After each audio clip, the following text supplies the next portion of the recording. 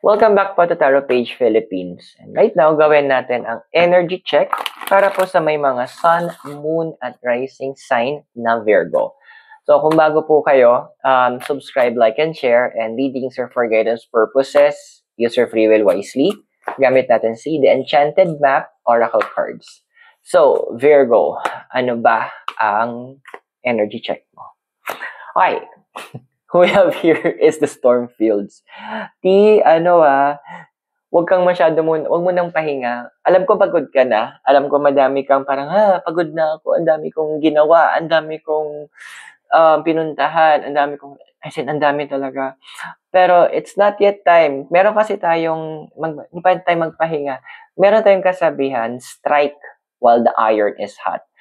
Kumbaga yun yung sa mga blacksmith. Habang nagbabaga yung apoy, yung bakal, hampasin mo ng hampasin para maililok mo yung espada sa pamamaraan na gusto mo.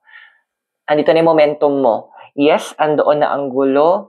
Parang minsan pa andun yung point na hindi mo alam ano yung unahin mo. Take a deep breath.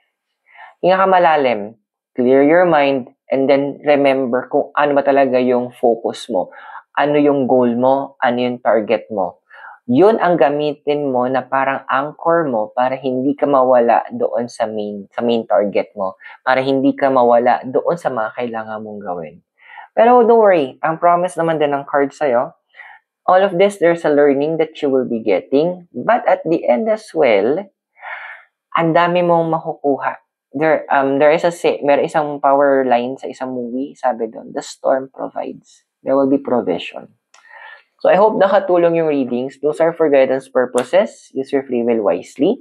And don't forget to subscribe, like, and share. So mula po dito sa Baguio, have a great day. Bye!